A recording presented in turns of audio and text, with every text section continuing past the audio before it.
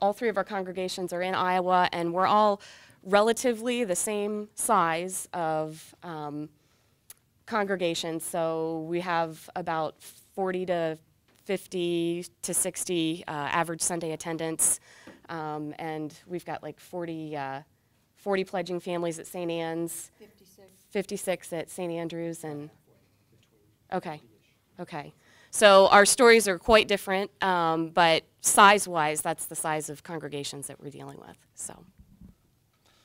Okay, thanks. So first off, I want to say I was the treasurer at St. Anne's since 2001 when we first joined the church, and we weren't Cradle Episcopalians. We moved to Iowa. We had been in an Episcopal church before then, but we joined the Episcopal church or the church in St. Anne's in 2001. They asked me to be treasurer shortly thereafter. They said, "Oh, there's someone who doesn't have gray hair." I don't know what it was, but they and that doesn't get everybody out of it, I'm sure. But anyway, so I'm an engineer. I'm not an accountant. I didn't really know anything about it. So, but what the heck, you know? So I tried it, and I ended up being treasurer for 11 years. They just I finally cried uncle, and they said, "Well, we'll make you senior warden then." So now I'm senior warden and training a treasurer. So anyway, that's kind of where we're at there. So I'm going to just go over a little background of St. Anne's financial picture, kind of the journey that I went through, because this certainly didn't happen overnight, and the situation that we were in didn't happen overnight. And that's really important to understand. So I started in 2001 as a treasurer, but once I really started to understand what being a treasurer is all about and started actually going through the books and getting through that, it was pretty clear that the honeymoon was over really quickly. We weren't able to pay our bills, and we hadn't been able to pay our bills since before I got there. That wasn't something I brought with me. That was something that was just a reality. So I figured I had to understand what was my job as a treasurer. What's my role in this whole thing? You know, we're just volunteers here. So what my job as a treasurer, what I understood my job to be, was to at least make sure everyone was aware of what was happening. And so I made sure that the facts were pretty well known. I shared that with the vestry every month. We talked about what bills were and were not getting paid. And at any month, we might not pay the pension, or we might not pay the medical bills or medical insurance, or we might not pay the asking. These are realities, and these were things that we had to wrestle with, that I had to wrestle with quite a bit on my own. It was really stressful, and that's tough. I mean, when you get to the end of the month, you got to cut a salary check, or my priest doesn't eat. You know, that's pretty much what it is, and he happens to be my neighbor, which doesn't make it any easier. So anyway, we really weren't paying our bills, and that was the important message that I wanted to make sure I, as a treasurer, was getting across to my vestry. We were passing what we called faith budgets. Does anyone know what a faith budget? Have heard of a faith budget before? Okay, I see a couple hands. Faith budget, right? It's a fake budget. Okay, I had never heard that before, and it's really without a plan. At least it's a fake budget. It's not really. It's the money ends up in debt later after the year's over. That's what it was in our case. Over time, I saw this pattern happening, and it clearly never changed. We kept feeling comfortable passing faith budgets, and so that was kind of an interesting aspect of it. We did not have enough pledging families to really support a full-time priest, and yet we continued to feel that was very important, and that some of the statistics you guys heard earlier about parishes without a full-time priest was certainly something that we just sort of innately understood, that we would start to decline if we didn't if we lost our full-time priest. So that was considered one of the fundamental things we wanted to maintain, even though in reality we didn't have enough pledgers, we didn't have enough family members to support it. And that's a tough thing, because when you get to that point, when you're not paying your bills and you have to make choices of what things you're going to pay, it's really, I think, part of human nature that when somebody new comes into your church, you look at them inherently as a dollar sign. And I think that's terrible. But it's very hard to not do that. So Over those 10 years, we made some small changes. We added this thing called Consecration Sunday. It's a different way of doing stewardship. Has a really, I think, a really good aspect to it in the fact that it's really about everyone's personal relationship with God and how much, they feel the blessing, or how much God has blessed them. That's how much you would pledge that year. Unfortunately, in our case, we would break that promise and we would go back later and ask for more because we still couldn't afford things. We added automatic withdrawals to help our cash flow, and that helped a lot. And we pruned our budget just to an absolute bare minimum so that we could just make sure that our service wasn't affected. That was really the only thing that wasn't affected in the end. But we had an awful lot of really tough budget meetings. We argued over salaries, which that's really not comfortable, especially when it's your neighbor. And but that's where we were. So we knew we needed more people, and to be more effective at fulfilling our mission. We clearly weren't fulfilling our mission. So we worked with the Diocese of Iowa, and they helped us. They had a process called congregational development. We did this in 2010. We went through 6 or 8 months of work there. We ended up generating all kinds of good ideas, things that we should be doing as a church, really, that opportunities that we were missing. So these are things that absolutely would help us fulfill our mission. Unfortunately, most of those ideas required capital, and we didn't have it. So in that case, at that point, here we were, not being able to pay our bills. We've been cycling, through this several times. I had been there, working in these same meetings with these same people for an awful long time. When we needed money to get people to get money, and that's pretty much where we were. So I'm going to hand it over to my wife now. So in that cycle and not really knowing what to do about the financial aspect, as we were having these congregational development questions, it was always coming back to trying to separate our congregational spiritual growth as a community versus, we got to talk about dollar signs and what are we going to do to fix that. And congregational development was great, but it really didn't answer those dollar sign questions. And so in December or the fall of 2010, right as we finished this congregational development cycle, I call it divine intervention, but we received an email from the Diocese of Iowa that said, look, we have just been working with the Episcopal Church Building Fund, and we're inviting them in to come in and talk to congregations in Iowa about this process that they have about recasting building assets. And, they made it very clear in the invitation to this meeting that it was going to be about how to take a look at your financial health. And, we were like, oh, bingo, this is exactly what we needed when we needed it. And so we went to the initial meeting, and there were about 20 congregations that were represented at this first meeting in Iowa. And so the Diocese of Iowa had approached it as we've got the funding to probably be able to help four congregations. And so they had us apply to be a part of this process. And so we were able to put, as all of us on the panel, we were able to put our application in and be selected to go through this recasting of building assets process.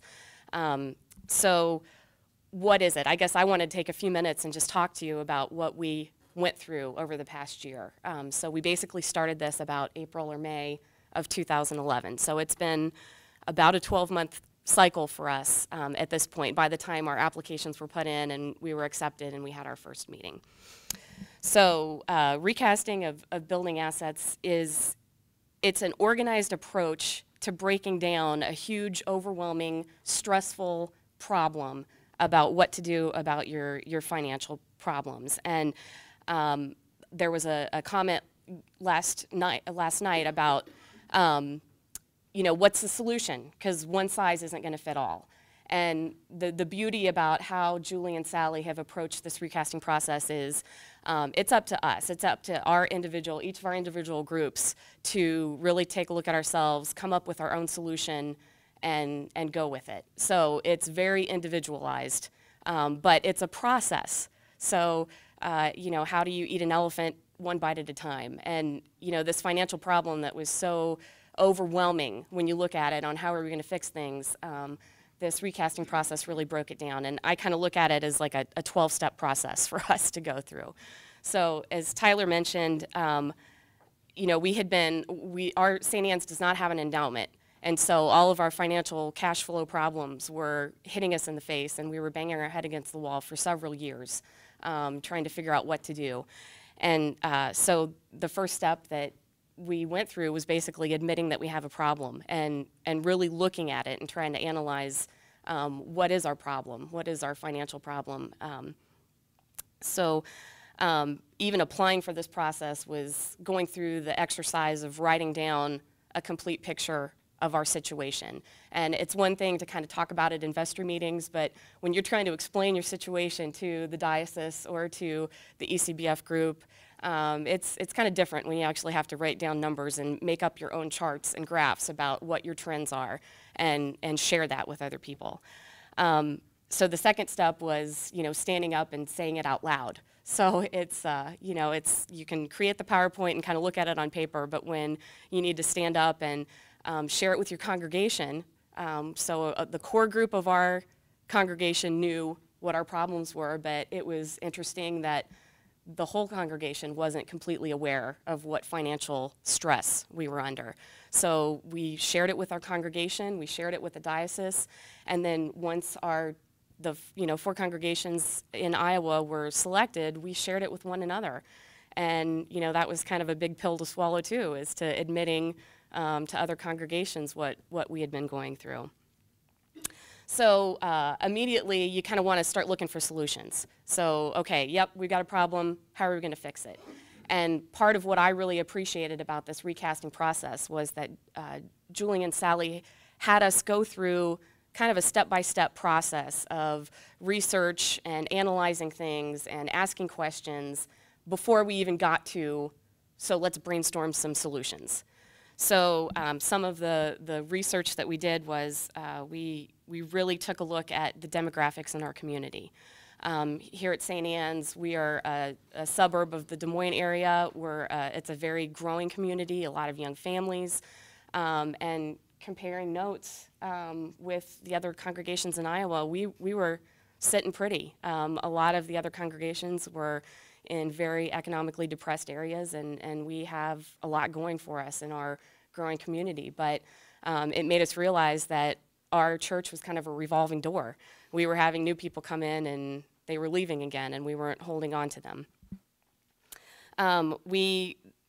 Through this process, they had us talk to community leaders. So we talked to the leadership of the city, the economic development team, our mayor, different organizations, leaders of different organizations and businesses within our community. And we asked them questions like, what assets do you feel Ankeny has? What unique aspects do we have to our town? What gaps are there in our town? What are the needs in our community? And do you see a spot for St. Anne's? Do you have any inkling right now of what we could do to help fill some of those gaps? The next step was asking ourselves some questions. And as our then senior warden put it, we've been surveyed to death. Why do we have to do it again? But when we looked at ourselves, we only asked 2 questions. We asked our congregational members to finish 2 sentences. The first one was, I can't live without. And the second question was, my greatest fear is. And it was surprising to me to see the answers that we got, because the things that we couldn't live without was full-time clergy, our music, our worship service, our youth and outreach programs, and only one response said, our building. When it came to asking what our greatest fears were, the most popular answer was, our greatest fear is that nothing is going to change. And we also had a lot of responses that said, I don't have any fear, let's just do something. We've been inactive and motionless and paralyzed, let's do something. The next survey that we did was we actually went out in our community and we asked people, you know, when we were in the checkout line at the store, we actually got permission to stand outside of a business and just ask people walking along the street, have you ever heard of St. Anne's Episcopal Church? here in Ankeny? Do you know anything about us? And so we were able to get 42 responses. And of those 42, 30 people, 30 of them had never heard of us, had no idea, zip, zilch. Of the 12 that had heard of us, 9 knew where we were located, but that was it. And then 3 of the 12 had actually been to our location for one of our public events, but that was about it, didn't know anything about it. So that was an eye-opening experience because we always viewed ourselves as a church that did a lot of outreach and good work. But when we looked at it, you know what? A lot of our good work is in Des Moines. It's not in our town of Ankeny, or it's in other states or other countries. And so we realized that we really aren't reaching out to our own community at all. So at this point, we were ready to actually start brainstorming ideas. And one of the first things that Julie and Sally said to us was, if you're not willing to move the pews, maybe you're not ready to do this. So we actually hosted a brainstorming session with our congregation, and we moved the pews, which are not really meant to be moved, we found out. But we just wanted to shake things up and just kind of shift people's perspective a little bit. So we got this great brainstorming, totally everything's on the table. We came up with 99 ideas of things that we could do to raise funds or to really enrich our congregation. And the next 6 months of this process, of the recasting process, was how are we going to whittle down 99 ideas without offending or alienating anyone? How are we logically and objectively going to narrow that down and actually come up with something that we can work with? And so our team at St. Anne's, which consisted of 8 people, spent a lot of time developing a decision matrix. We talked about criteria that we wanted to evaluate against, and we really came up with an objective way of narrowing that list down. And so we were actually able to do that and make it down to 3 ideas. And so where are we in this process right now? Well, we're going through the process of evaluating our top 3 ideas and looking to develop business plans about that. And one thing that was consistently coming up in our discussions and our brainstorming ideas is, my background is veterinary medicine, and we have a lot of very devoted pet owners in our group, and so we were talking about like the human-animal bond and what can we do about that. So we're actually talking about several concepts that are going to enhance congregational development around that human-animal bond, but right now, kind of one of our business models that we're looking to develop is a dog bone business, producing dog bones that we can sell. We've got a lot of pet boutiques in our area, and so we're looking to produce a Holy Bones dog bone and try to look at that. So that's what we're working towards. Just a few quick thoughts, and one thing that was very apparent was that, for us, we need 2 streams of a solution. We need a short-term solution to kind of help stop the bleeding, help get ourselves over this deficit budget, and keep ourselves afloat.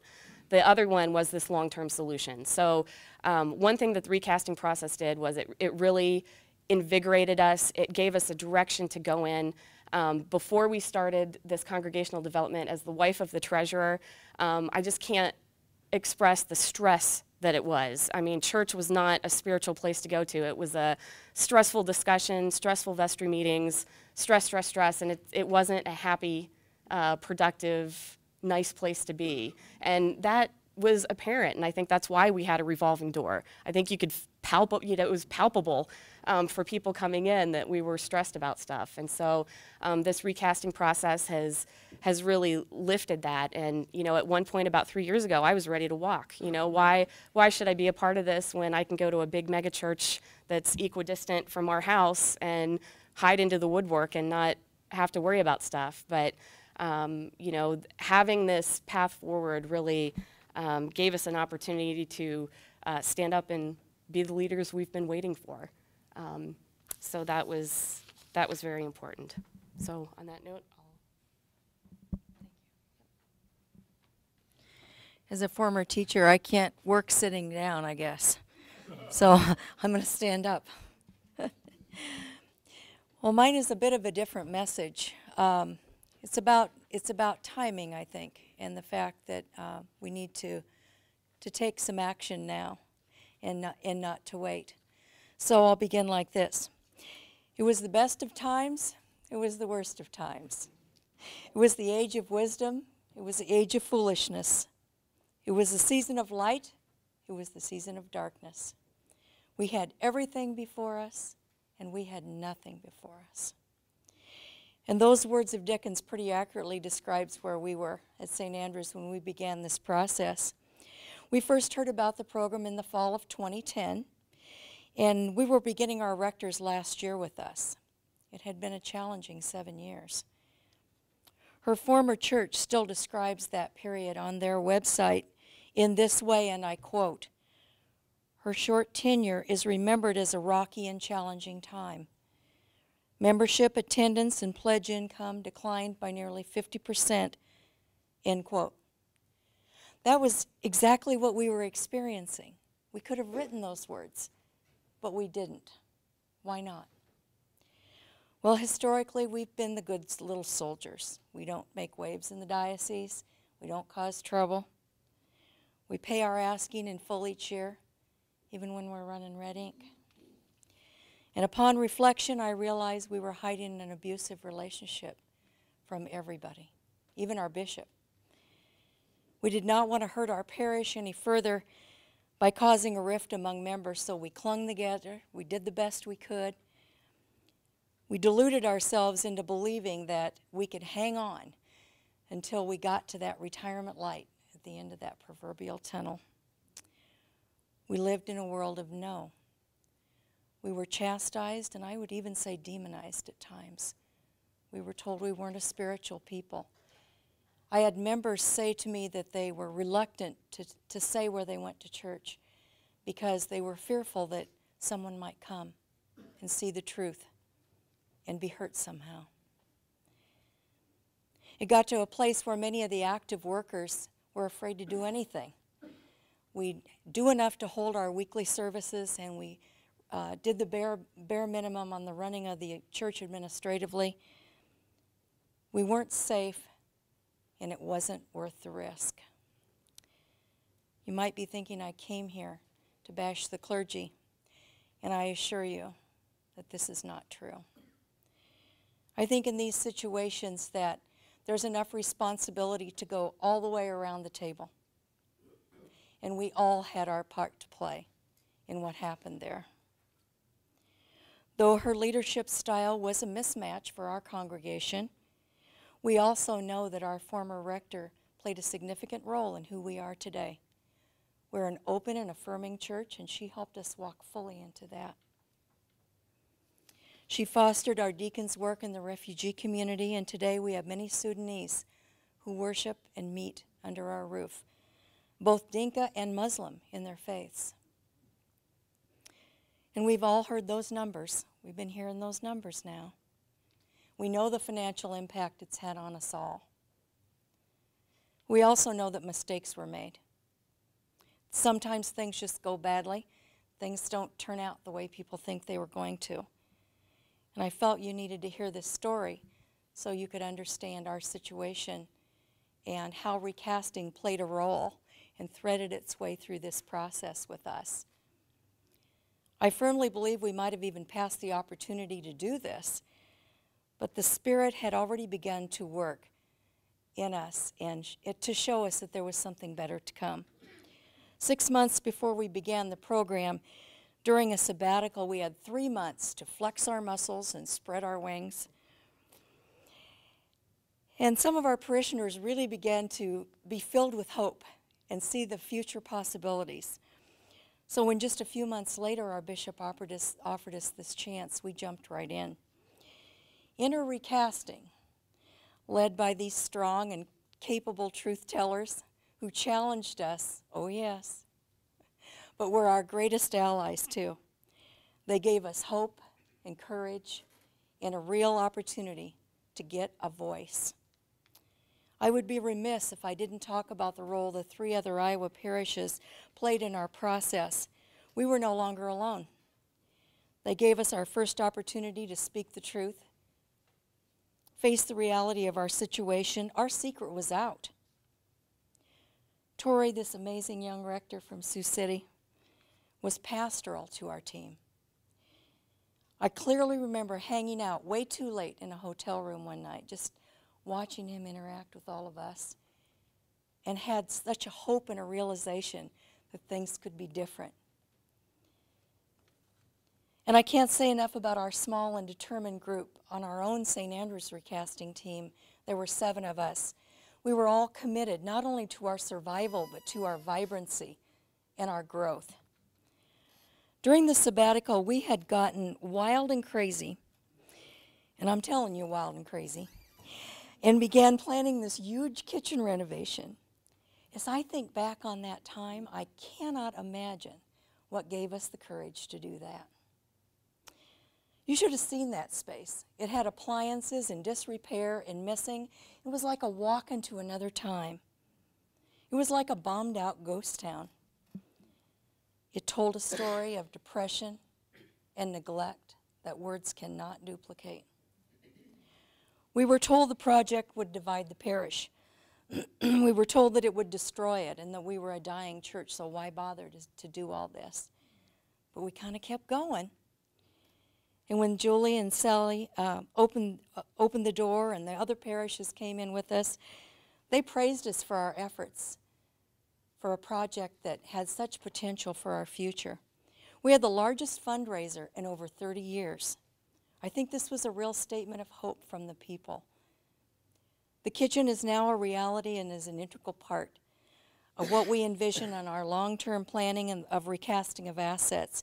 Amazingly, we raised $98,000 in 6 weeks. And we were in the middle of a financial crisis at that time. Recasting literally threw us into the fire. You've heard Julie talk about the steamy, non-air-conditioned room in the little basement church in Charles City.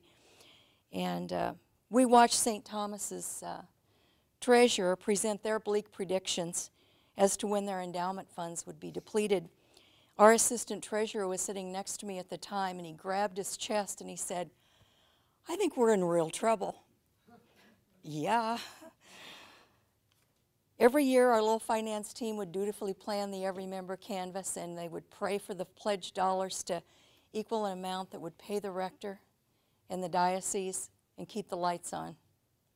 We'd already cut our meager programs and ministries, and we'd hoped for mild winters, and sometimes near the end of the year, some of our members would anonymously write checks to get us through so that we could fulfill our obligations. Sally and Julia had asked us to do the "how long could you survive if nothing changes" assignment, but you know, I don't know how we did it, but we managed to do it without actually projecting out far enough to see what would really happen.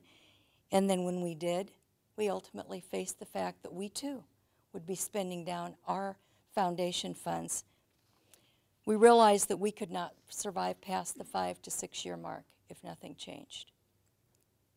I think it was that, excuse me, I think it was that very same weekend that Sally uncovered this big roadblock that we had. She realized we had a sacred cow. We had an area of the property in a situation that we all viewed as untouchable. We were ignoring 1/3 of our prime real estate. Our deacon works in refugee resettlement and is involved in ministries surrounding these efforts, and in 2008, we had agreed to make space available to members of the Darfur community in Des Moines. They needed a place to meet and pray and have language lessons. We had much discernment, a big parish meeting, and we voted to dedicate this space for that use for the time. Our deacon was very overly protective of them. She had urged us to keep that space solely theirs so that they could feel safe and secure there.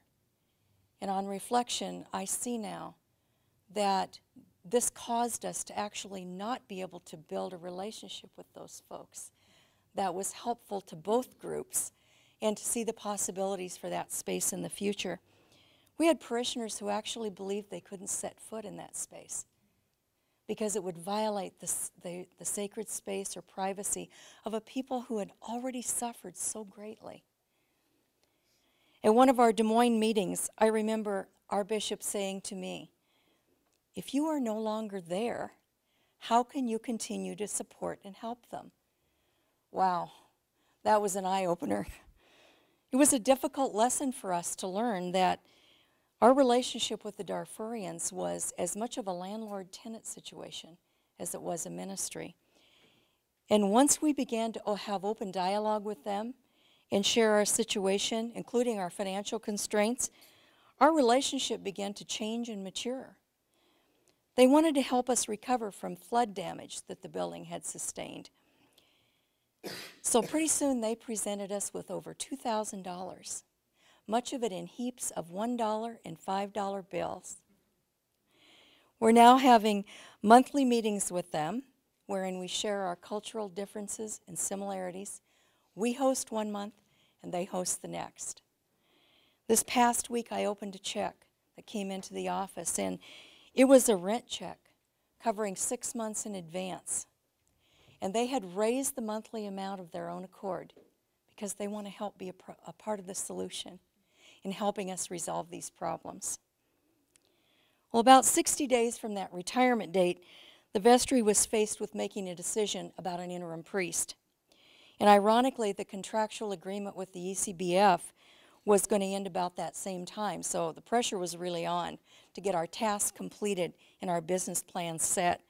We'd agreed to split the final weekend hosting with St. Anne's here, and we were really excited because that new kitchen renovation was just finished, and we were really anxious to show it off. We had a couple of building usage agreements, and we had some yoga classes lined up, a series of business startup seminars, and we were feeling like we were in pretty good shape. And as the presenter for our team, who is a very accomplished marketing person, by the way, she got into the spinning of our plans, and all at once Julie and Sally said to us, "Okay, St. Andrews, this is simply too timid. You're better than this." And as they talked, I began to dissolve in my seat. How could they not know how hard we had worked? How could they not know we were just surviving day to day? Julia describes that night to me now like being like a soda can exploding in our midst. She remembers watching grown men cry that night. Tori stood, began to pray. I can't remember what he said. I think it was for us to get through that time in the healing of our parish. We were so physically and emotionally exhausted that we limped through the retirement as the vestry continued to work with the bishop in choosing a spiritual leader to walk with us through transition. It was a difficult truth for the bishop to face, that St. Andrews could no longer afford full-time clergy. I don't know if anyone who didn't walk through that time with us could understand the pain of that for all of us. But alas, a new day is here.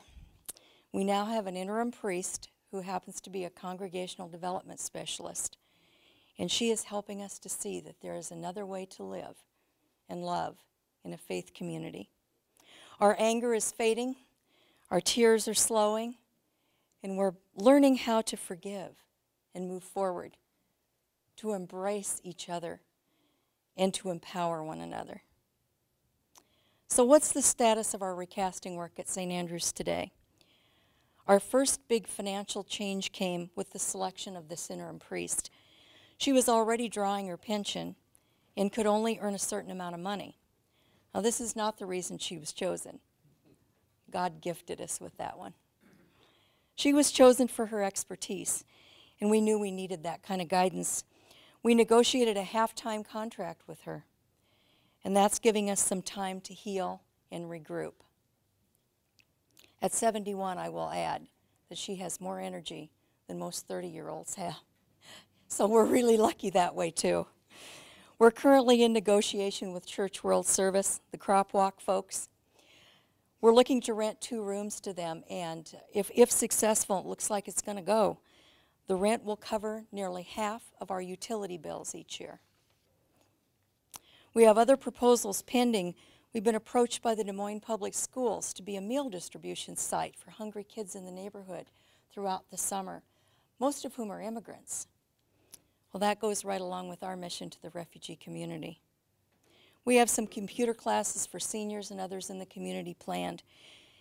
And we continue to entertain ideas around this new kitchen, and interestingly enough, some of our outdoor spaces. We're coordinating with Lutheran Social Services now to build a community garden, raised beds that will serve largely the refugee community, but also our neighborhood and our own parishioners. We know this is ongoing work, and we know that change is hard for a lot of us, but we have a process and we're working it through every day. And as we do that, we see that our parishioners are beginning to relax a little around all of this. Our recent challenges have involved looking into the legal ramifications of entering into building agreements and rental agreements. One of our team members has researched the federal law to make sure that we're protecting our tax-exempt status. We have exploratory meetings scheduled with the City of Des Moines regarding rezoning. If we do need to rezone, we're going to need to invite in the community for meetings to let them know about the changes in our activity, and we're welcoming that. It'll be interesting to tell them and to listen to them about what their needs are and what we may be able to offer. Maybe a little evangelism. Who knows? This was a difficult story to tell, but I pray you will hear in it a message of hope for the future. St. Andrews is a changed community because of this process. It has caused us to view nearly every aspect of our church life through a new lens. We've re-examined our finances, our presence and relevance in the community, our relationships to groups that we support and minister to, and to one another. The timing was difficult, but it was perfect. We can't wait for perfect timing. The time is now. Is it challenging? You bet. Is it worth it? Absolutely.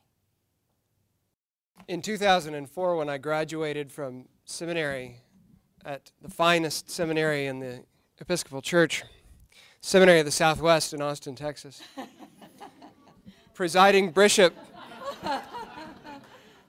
the presiding bishop was the homilist for the day, and so Frank Griswold said a lot of things. I don't remember everything, but the one thing I do remember him saying was that you have to be prepared to be picked up, spun around, made dizzy, and set off running in a completely new direction. That was 2004. If you remember the Episcopal Church in 2004, that's about the best advice you could give or receive at that period of time. And yet in some strange ways it continues to be true and relevant.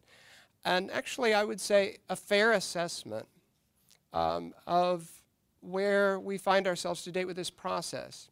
But in the best way do I mean it. Because it has been done with intention and with love and with grace and with humor and with equanimity.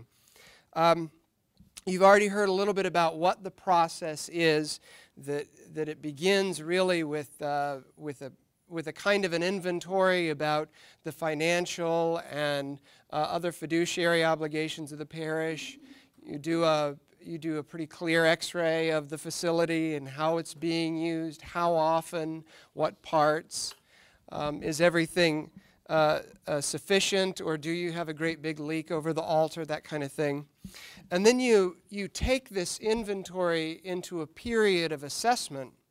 And during that assessment, you begin to despair a little bit at the insufficiency of things. And I'll talk a little bit about what that specific despair looked like for us in a few moments.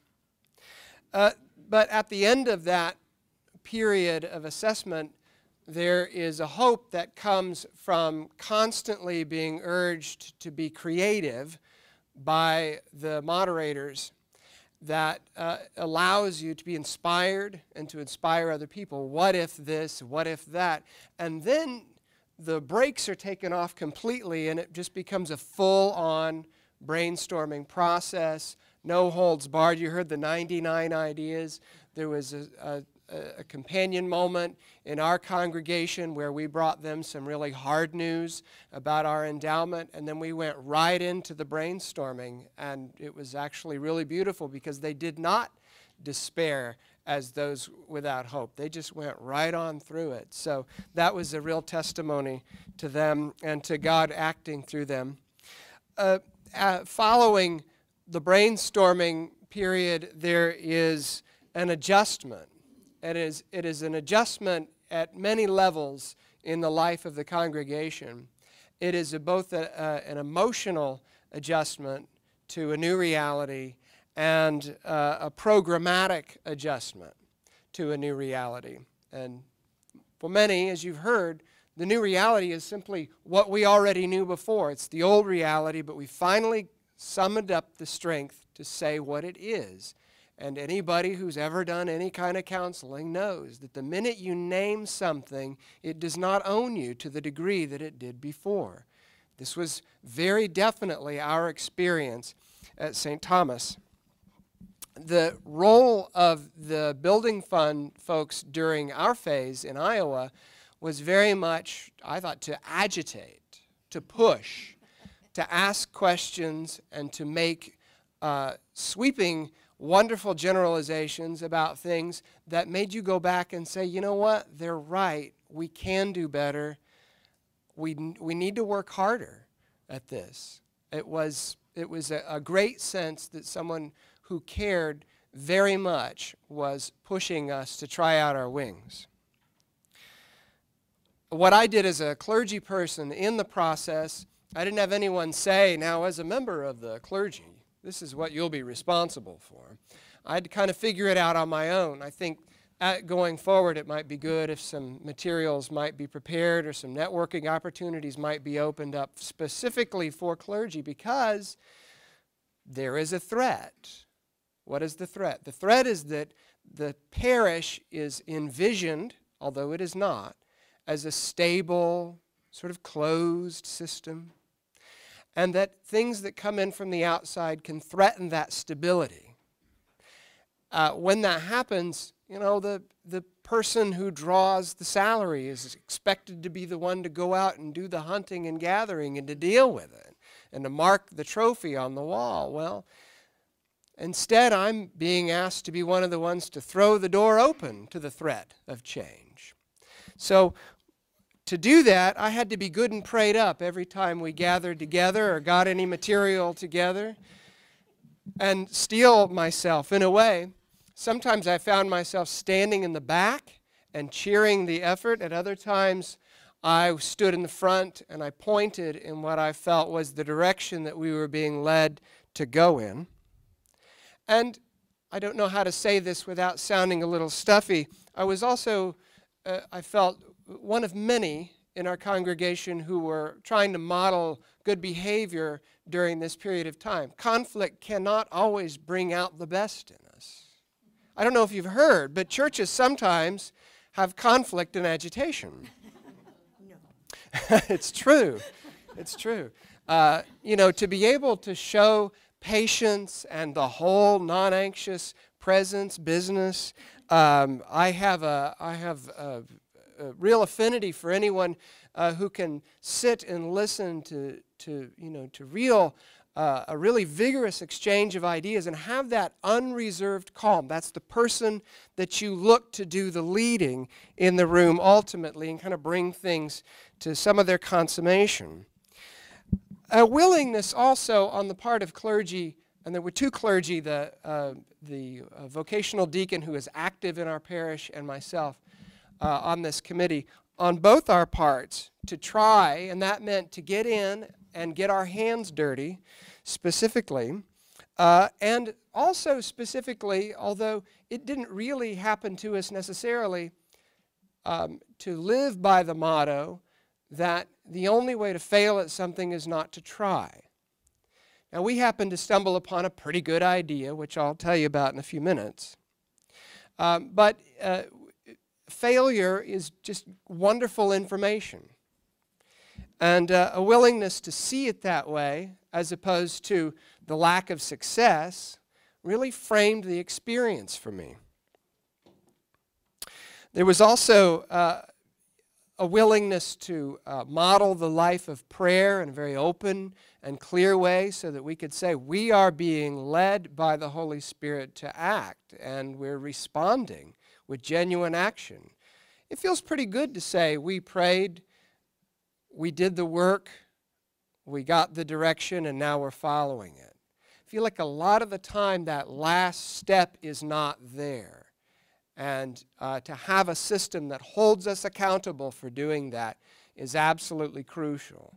Because in a lot of the times at conferences like these, we hear the solution, the magic bullet, and we write it down. Well, we're going to do X, Y, Z, and we go home and we say, Father so-and-so, look what I got. And we hand it to Father so-and-so, and he goes, because he's thinking, rightly or wrongly, he's thinking, I know whose shoulders this is going to fall on. To be able to participate in a process of genuine inquiry and to be undefended and transparent about everything that was going on. And another thing that we did informally was to teach with Scripture throughout the process. I have new respect and new meaning for the lessons about it's the death of the church, it's the life of the church, and so on. I've set those aside and I've just returned to the text. I've returned specifically to John and to John's good news. The stories about Nicodemus, who comes to Jesus at night as someone who's supposed to be in the know and instead gets schooled but is willing to do that. New respect for the story of Lazarus, of course, and all that goes on there. I mean, a literal coming out into the light again after a feeling of death, loss, grief, and the desert. And then, of course, my new favorite anything from the Bible, which is, you will know the truth, and the truth shall make you free.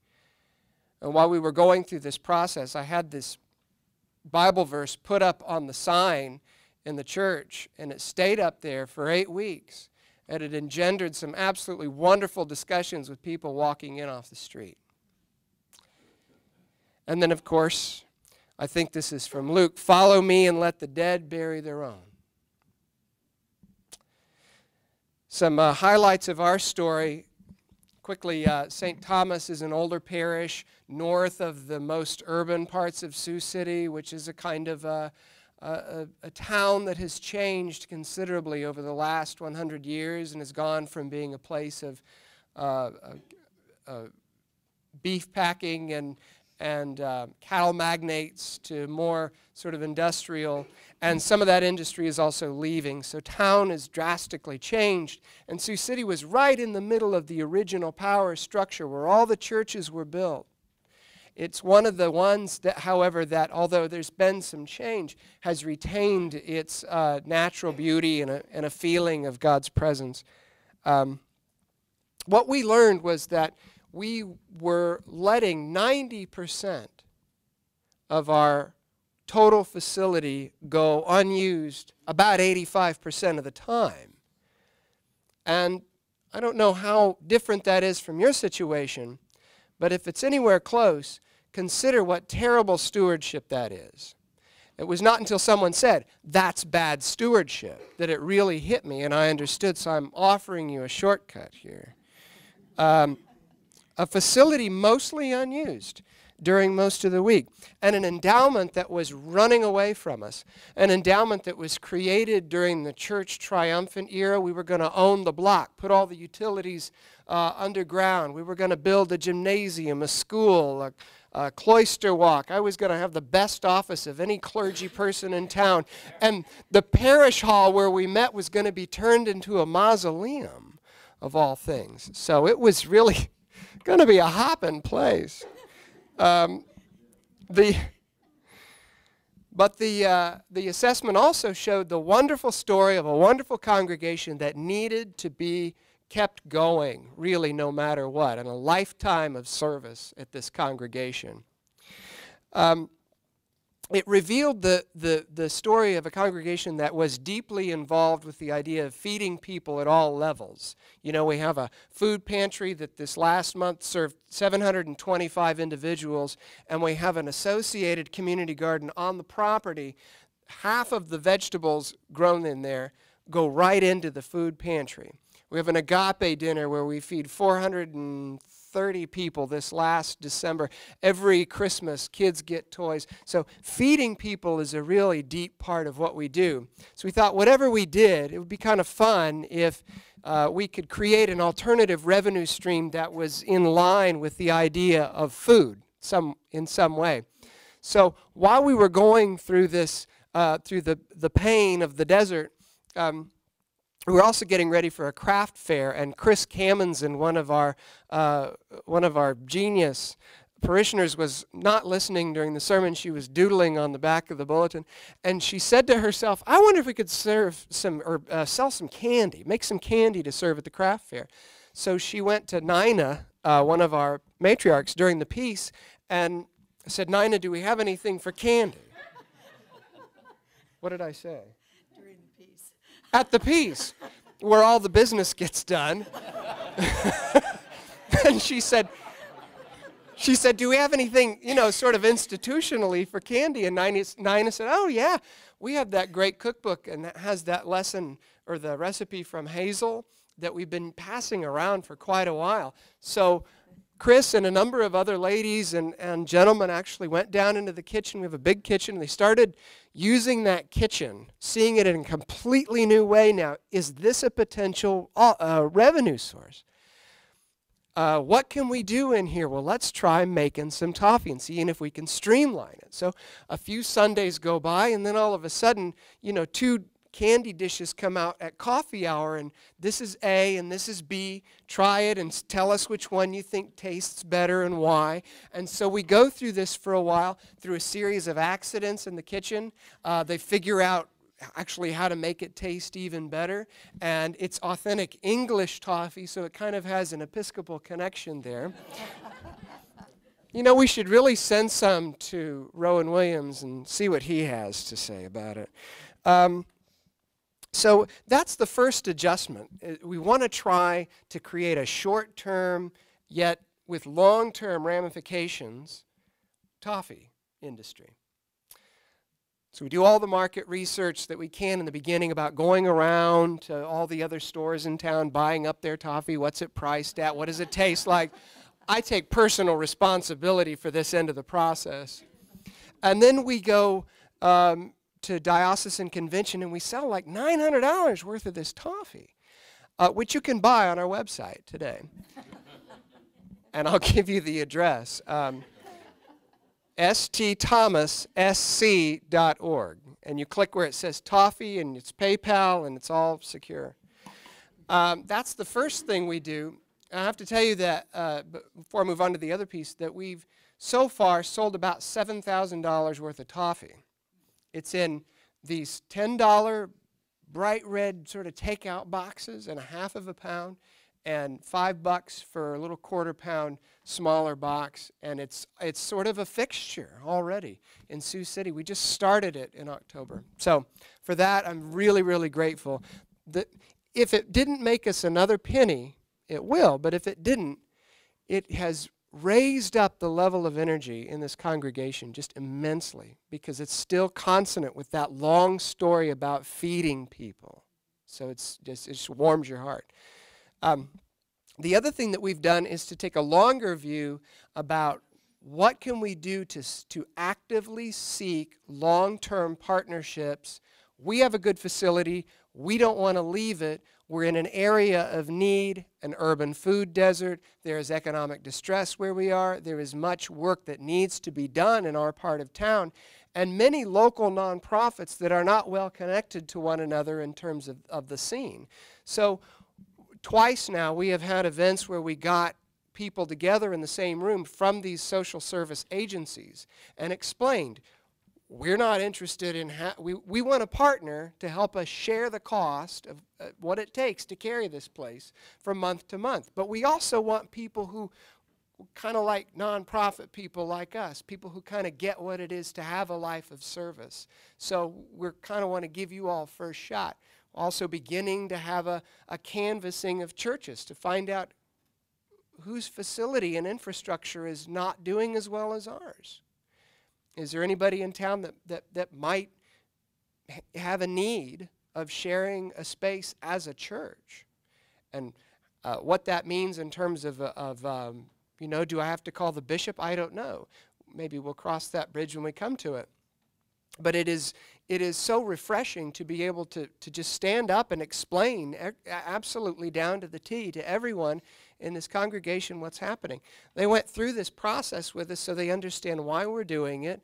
We kept them informed along the way. And when we found out that we were going to run out of endowment in 3 years if nothing changed, and we've been around like 135 years, you know, we just went to them and said, this problem is bigger than this one little group of people. The vestry's taken responsibility for it. Now we want you to help us take responsibility for it. That's where our brainstorming began.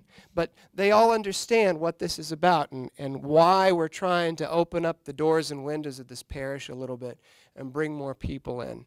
So, you know, we have been through an awful lot in the last year, but it's every minute has been absolutely worth the time and the energy and the investment, and we would not have been able to do it on our own. We absolutely needed the outside voice and expertise of other folks with a different kind of authority and bearing. And Julia and Sally had done the work, you know, and we had the need. So it was a really great match, and we had made new and wonderful friends in Iowa. So it's been a great process for us. I'm Ann Wagner. I'm on staff with the Diocese of Iowa. And yes, there are 4, and we only have 3 here. The 4th congregation was not as successful as these 3. And I would say there are several circumstances that made that so. To want to do this, you have to be experiencing some pain. We don't embrace change. And unless we decide that we're going to step towards the change instead of waiting for it to hit us in the head, we don't want to. They didn't have enough pain. They had recently received a small endowment which made them very comfortable. They're also a very older congregation. The youngest person in the congregation brings his elderly mother to church. So there is nobody in that church under 50. And they were down to about an average Sunday attendance of 8, 9. They didn't have the energy. So that was a lot of what happened with them, is what I would say in a nutshell. So they are not here, and as a diocese, we'll be looking at resourcing them in other ways, and probably not expecting them to continue with the recasting process.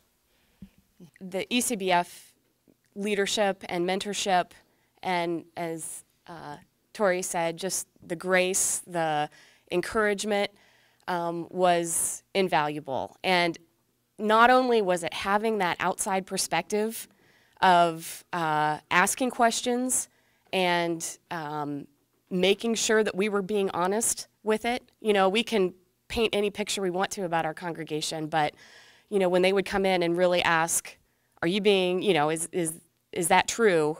You know, I look at this and I am getting a different feeling from that. I mean, that kept us honest. But more importantly, you know, our congregation had been through several reiterations of surveys. Let's try to, you know, make some changes. Let's have, you know, dream brainstorming sessions. But we never held ourselves accountable to actually getting results. And that was one thing that was very clear and upfront and honest, was that Julie and Sally were very adamant that there are going to be results about this. And they... So we met 4 times. There were 3 on-site visits. They were scheduled ahead of time. They were every 2 months or so, and there were absolute deadlines that entire time. I mean, it was very clear what our expectations were, and you know, we were going to be presenting with everybody else. I mean, if we didn't meet the deadline, it was going to be embarrassing. So the whole process was a 6-month process?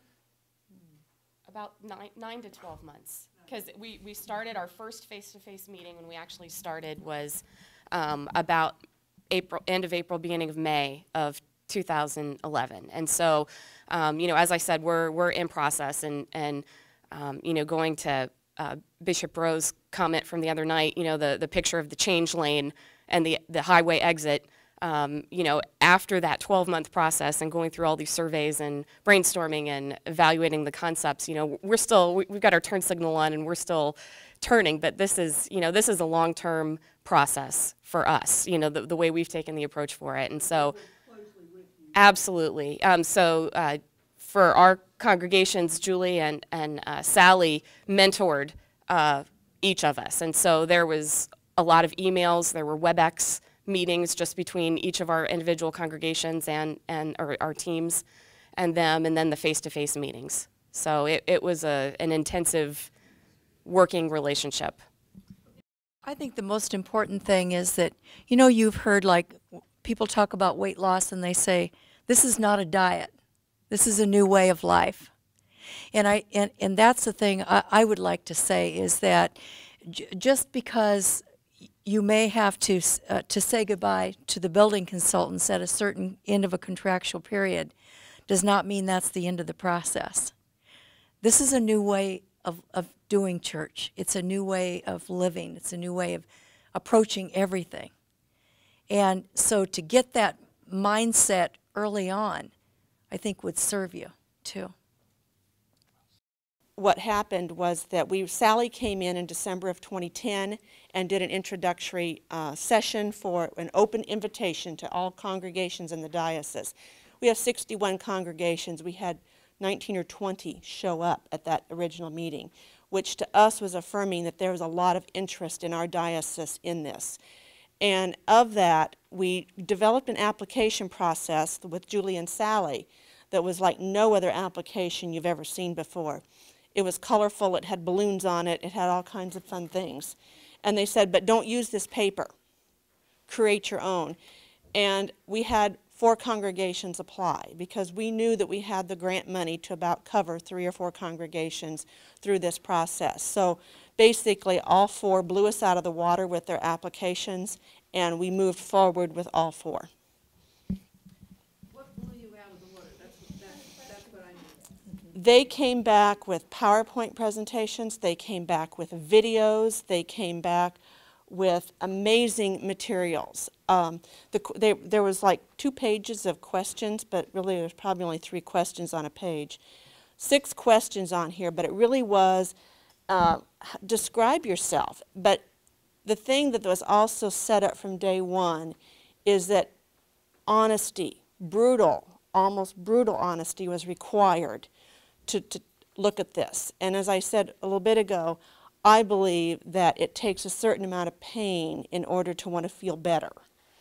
And this wasn't going to be a Band-Aid. As Jean said, this is a different way of doing church. But it takes a good, strong look at yourself. And that's really what the application did, was force every one of them to look at themselves, their building, their financial, their community, and all that. And the beginning of a process of finding out what their place is in their communities. To me, the biggest outcome has just been the change in atmosphere at our church.